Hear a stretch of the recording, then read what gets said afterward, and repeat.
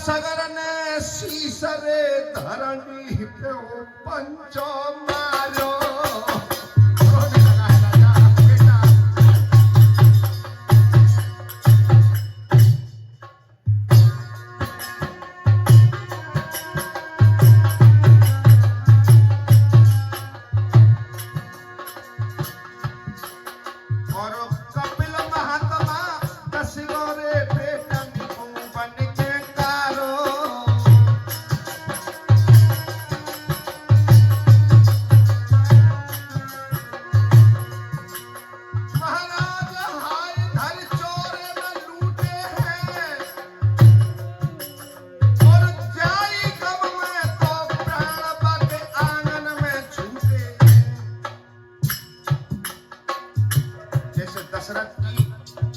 भगवान राम के वियोग में मर गए, इसी तरह से लोगों 60,000 बलवान बेटाओं के वियोग में राजा सगर अपने प्राण छोड़ देता है।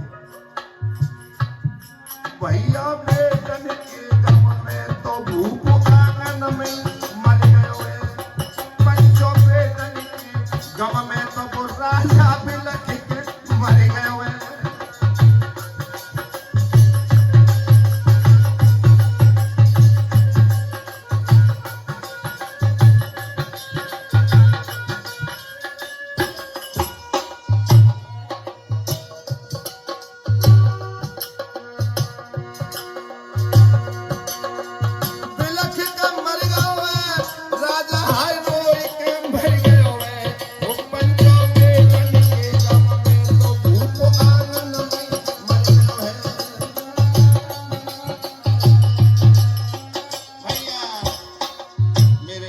साथियों, राजा सगर का प्राणांत हो गया।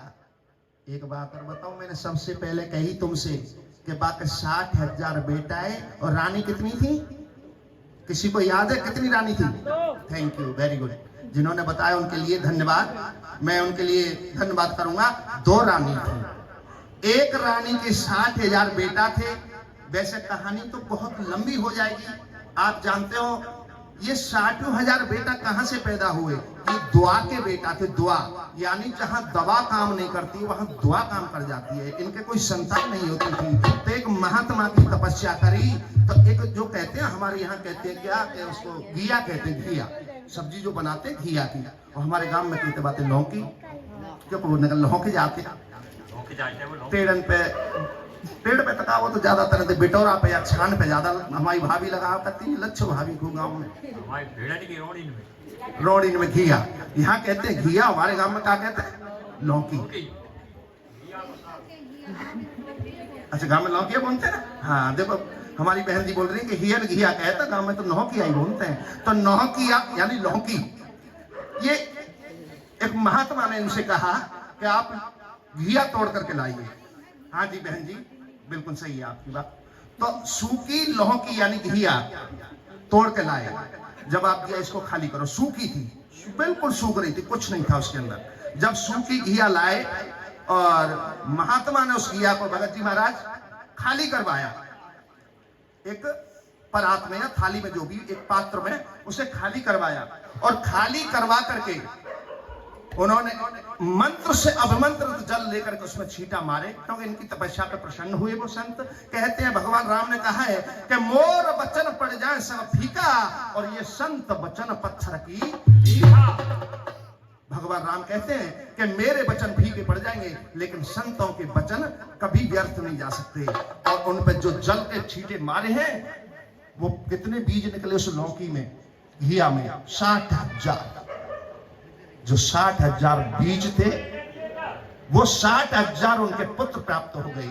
एक ही साथ जने और एक ही साथ मरे।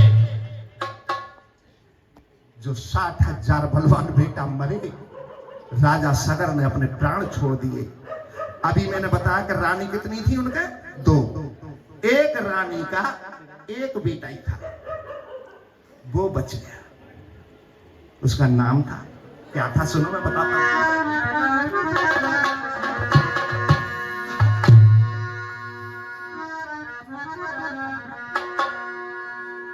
उसका नाम था असमंजस।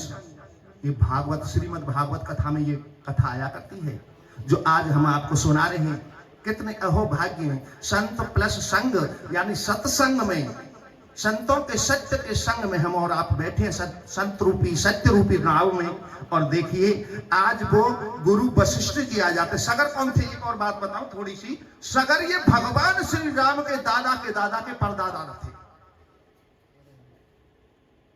भगवान राम के, राम तो बहुत बाद में पैदा हुए हैं। सगर जब समाप्त हो गए, एक रानी का एक बेटा बच गया जिसका नाम था असमंजस। असमंजस बेचारा असमंजस में ही पड़ा कि मेरे 60,000 बलवान भैया समाप्त हो गए, मेरे मौसी के बेटा। अब मैं दुनिया में जी करके क्या करूंगा। उसने हवन कुंड बनाया है, अपने प्राण देने के लिए तैयार हुआ। रात वशिष्ठ जी आ गए, ठहर जा बेटा, मरो नहीं। गुरु वशिष्ठ जी आकर के कहने लगे, बेटा मरो नहीं। अरे भारी दुख तो छायो रे कह दादा उन महलन में।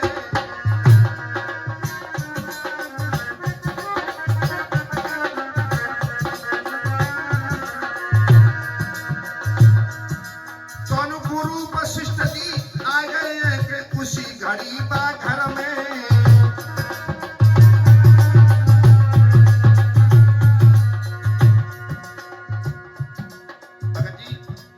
आप भी सुना रहे थे और हम जिस कारण से बैठे हैं, ये कथा भी वहीं टच कर रही है कि बिन गुरु भवन देता रहे न कोई, और चाहे बिरंच शंकर सम होई।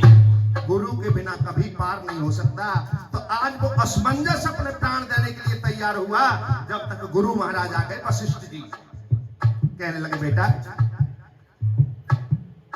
तो भाई भाभी ने तो मन में आ गई। धन्यवाद, बहुत बहुत आपके लिए हमारा सम्मान किया, भगवान आपका सम्मान करें। आज सज्जनों असमंजस की मरने के लिए तैयार हुए, गुरु वशिष्ठ जी आ गए और क्या कहने लगे। महाराज असमंजस कदम बढ़ो अगार, और हाथ जोड़ के गुरु से बाने ऐसे कहिए पुकार। मेरे बाबा रे, मेरे गुरु रे, अच्छे समय पे तुम आए गए हो। मेरा जिया राजा मेरे बाबा रे, अच्छे समय पे तुम आए गए हो।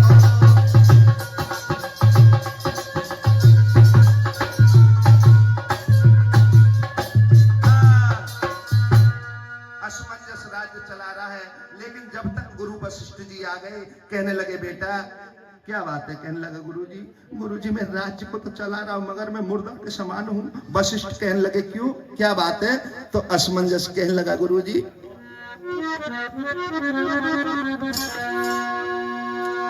गुरुदेव गरीब गुलाम गति। देखो असमंजस ने कितनी मरम भई बानी कही है रामदार जी। गुरुदेव गरीब गुलाम गति अपनी करनी पर रोते हैं, और रमेश चंद्र चैन में है यहाँ पर भैया मरगट में सोते हैं।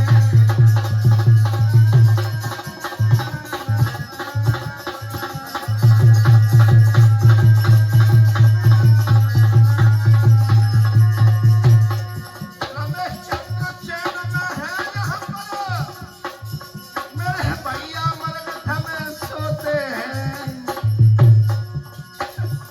रमेश चंद्र चैन में है यहाँ पर भैया मरगट में सोते हैं।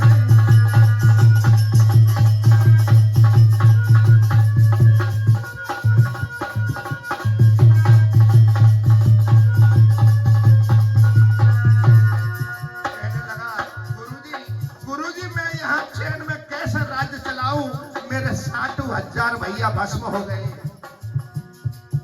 मेरे गुरु हमारी छाती फट रही है, और बिन भैया के वो पलक बरसन समा कट रही है।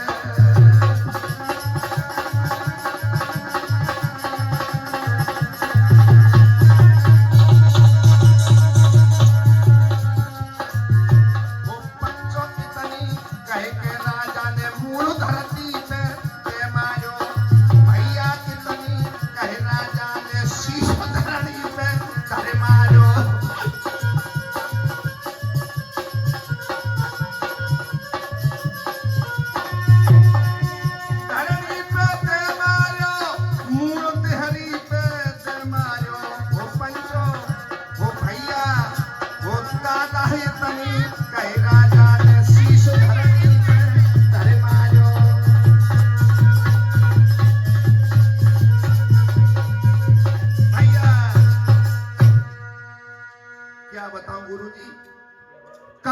मुनि के श्राप से मेरे 60,000 भैया जल करके राख बन गए।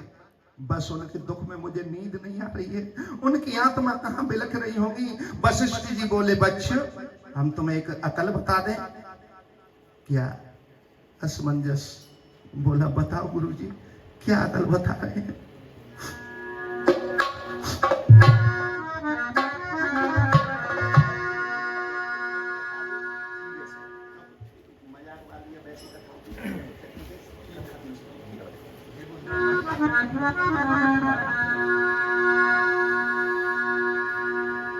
हाँ जी,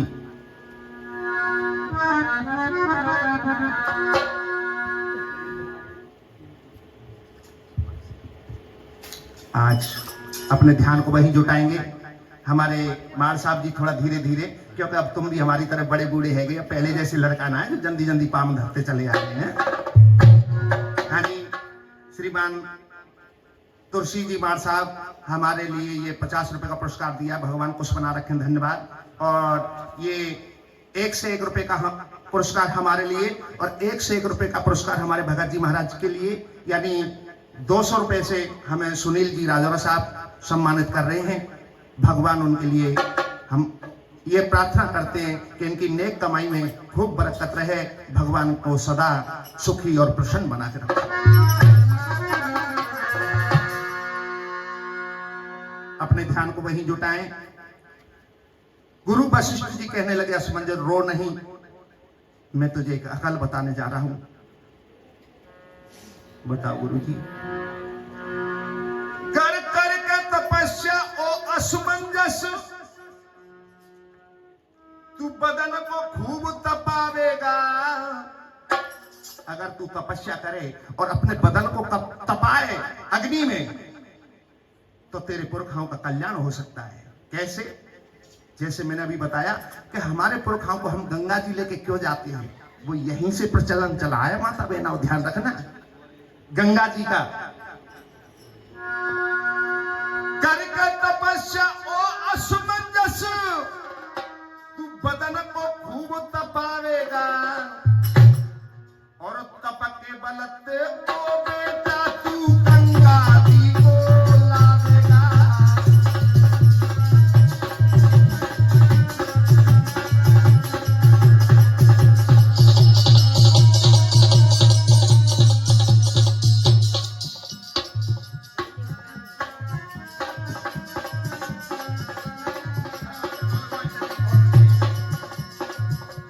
और सुन बेटा,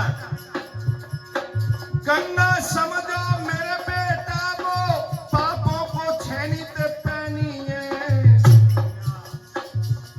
पापों को छेनीत पहनी वो बेटा स्वर्ग न सेनिए।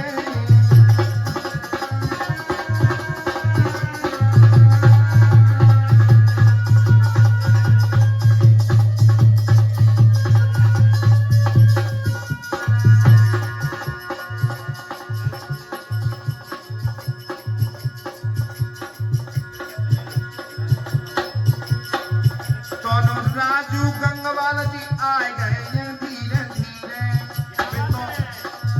वे तो हमरो मान बनाए गए धीरे धीरे।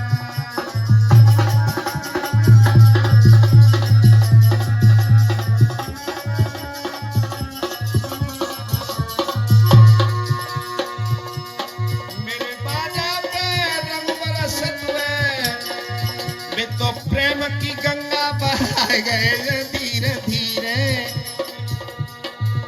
हाय गंगवाल साहब जी आए गए धीरे धीरे।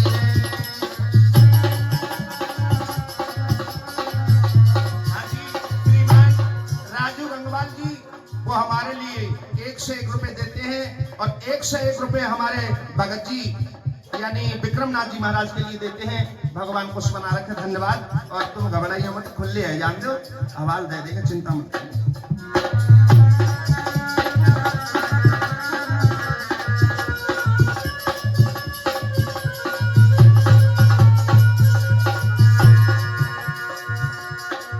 देखिए किसी कवि ने कहा है,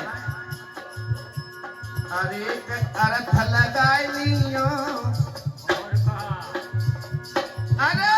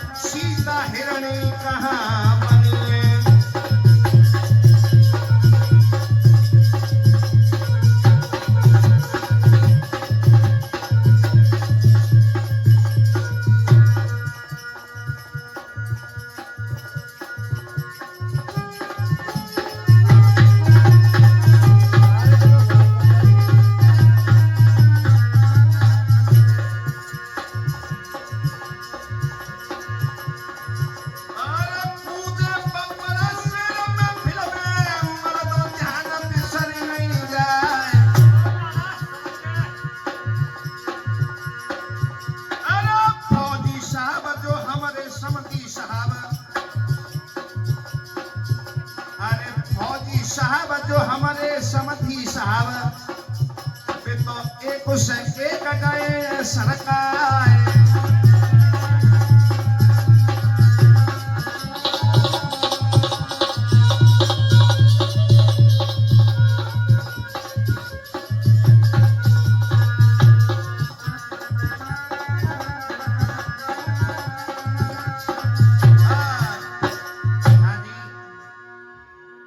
अपने ध्यान को वहीं जुटाएं। नहीं आवाज आई थी राजा आवाज चली बहुत तगड़ी तो जल्दी चला जा।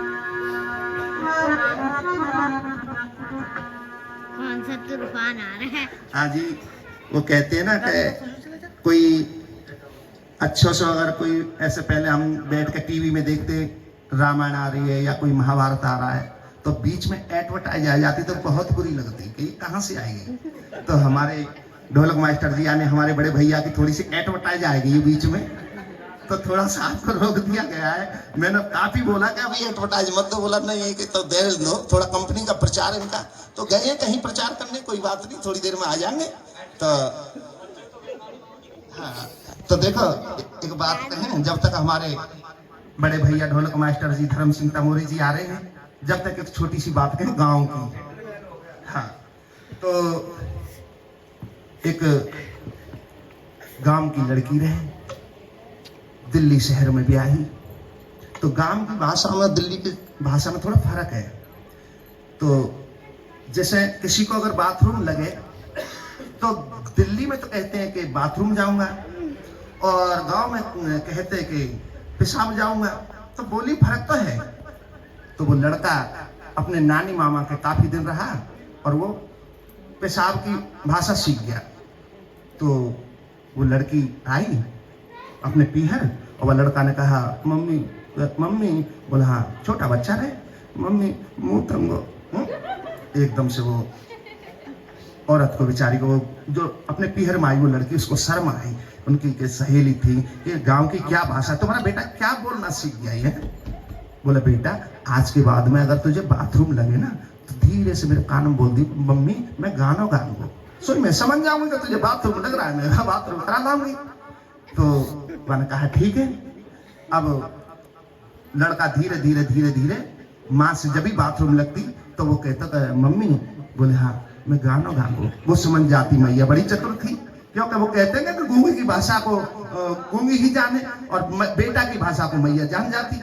सोई बने बाथरूम बाके पजामा ढीलो कर देती और बाथरूम में जाके बाथरूम करा लाती। अब हुआ क्या, ठीक है बैठ जाओ। हाँ, आशु जी हमारे लिए 10 रुपए दे रहे हैं, खटखटा खटखटा के कहीं इनको भी बाथरूम लगा होगा, बहुत बहुत धन्यवाद। वो तो सबको ही लगता है इनको क्या, ठीक है, तो अपना अपना टाइम है, कोई बात नहीं। हाँ जी, ध्यान को जुटाएंगे। तो अब बेचारी पीहर में, यानी हाँ साहब पीहर में 2-3 महीना रही बेटा के साथ में। अब बेटा को कोई आदत लग गई कि मम्मी गानो गांगो और मैया बाकी पजामा ढीलो कर देती और वो चलो जा, तो गानो गाया तो फिर पाजामा बांध देती। अब गांव आएगी वो वापिस गांव में। जब गांव में पहुंची तो गांव की भाषा दूसरी है। अब कहते हैं कि मूर से प्यारी वासुदेव जी ब्याज होती है। तुमने अभी कहा था बस से, ये कह रहे बरोसी जी कि मूर से प्यारी ब्याज होती है। तो नाती को बाबा ने गोदी में ले लो। बोले बेटा तो कैसे मामा ने कैसे है गोरों से बढ़िया शहर में जाए कहते हैं तेरी मामी और तेरी नानी तो अच्छे लेक्स सावन ते नवाते होगी, यहाँ तो कहा है सिर्फ सावन भाई ते ना लेते बेटा, तो गोरो निकल आए। हाँ तो वो गोरो निकल जाओ नहीं तो उड़ा ले आए हवा से, ठंडी हवा चल रही है। तो अब गांव में आ गया। अब बाबा कह रहा कि बेटा नाती से आ तो तुम वही पर सो जी हो गए। हाँ बाबा मैं तो तुम्हारे पे ही सोऊंगा आज तो। वो तो गांव की भाषा भूल गया, शहर की भाषा, आज तो मैं आप पर ही सोऊंगा दादू। बोले ठीक है बेटा। अब दादू पे सोए गए, बेटा सोए गए।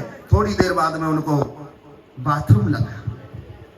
अब बोले दादा ओ दादा दादू बोला गानो गाओ। अब दादू का सोचे बेचारों कहीं गानो गाओ रात में, अरे सो जा गानो गाओ सवेरे गा लियो। अब बोला ला फिर सोएगा, लेकिन तेरे पीछे मैं तो गाऊंगा। बड़ो बूढ़ो डोकरा सोचन लगो गानो तो गाओ, पर अड़ोसी पड़ोसी नो सोचेंगे देखो बूढ़ो डोकरा का गावन पे फिल्मी कोई गानो सीखा बच्चा पे गानो कब बाहर है। तो बेटा मैं समझ गो तू बाय गा रहे हो और उल्टे सीधे कह लो कि भिंडी को सागो सरैया में कैसो बने करैया में कोरिया कलैया तेले मनु करके पनैया मोई बना ले अपनो बाल में, मतलब वो जान उल्टे सीधे बेचारा गाए। तो आदमी तू ये गाना गागो सो जा। अब छोरा फिर सोएगो।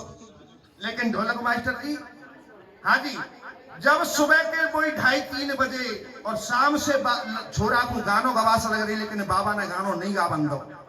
जब जाकर के 2:30-4 बजे कहने लगा बाबा गानो गानो गानो गानो, जो छोरा की गाने के मैं टंकी फुल। अब गानो ना गा रहा तो वो मामलो खराब। मानी मैं तो गाना गाऊंगा। मानी तो देख बेटा अड़ोसी पड़ोसी सब सुनेंगे, मुझे बदनाम करेंगे। डोकरा रात में गाने सुन लो है, रजाई ओढ़ लेते ठंडा को टाइम में कान में धीरे धीरे गा ले। ऐसे गाना गाए मैं कान में गा ले। अब छोरा कहने लगा मुंह पे तो कान में गब्बा चाहे जमीन में गब्बा, पर मुंह पे गाना गब्बा। मैं तो मरा गाने के मारे। अब बाबा पे कहने लगा, बाबा ने नीचे को सरक मान के भेजे ऐसा कौन सा स्पीकर को तार है जाए कान में फिट कर दो चाहे रहो जी के गा ले। कहना अभी कान में गान दे ना। और छोरा जब ऊपर को सरको बाबा नीचे को सरकायो, जो कान में गरम गरम गानो गायो। सोई बुड्ढा कहने लगा क्या सीख गया? बोला मम्मी ने सिखाया पापा। तो जब तक हमारे ढोलक मास्टर गाना गाया।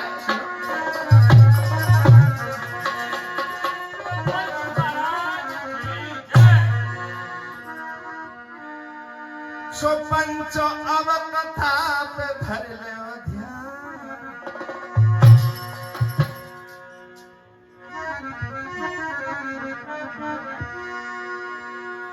भैया गुरु वशिष्ठ जी कहने लगे बेटा गंगा समझो मेरे बेटा, पापों को वो बेहतर नहीं है, पापों को छेनी से पैनी वो बेटा स्वर्ग नसनी है। अगर गंगा मैया आ जाए तो तुम्हारे 60,000 बेटा तर जाएं, यानी कल्याण हो जाएगा। अगर गंगा इस पृथ्वी पर आ जाए तो वो असमंजस तेरे 60,000 भाइयों के साथ साथ पूरे विश्व का कल्याण कर देंगी। अब असमंजस पूछने लगे गुरुजी गंगा जी कहाँ हैं? तो गुरुजी कहने लगे सुनो बेटा, हाँ भैया अब मैं आपके लिए एक चीज और बड़ी मार्मिक आ रही है वो बताने जा रहा हूं कि ये गंगा कैसे उत्पन्न हुई, गंगा कहां से बनी, किसने बनाया। तो वो गुरु वशिष्ठ जी उन असमंजस जी के लिए बता रहे हैं। सुनो बेटा गंगा क्या है कि जब बामन बन भगवान रे बल के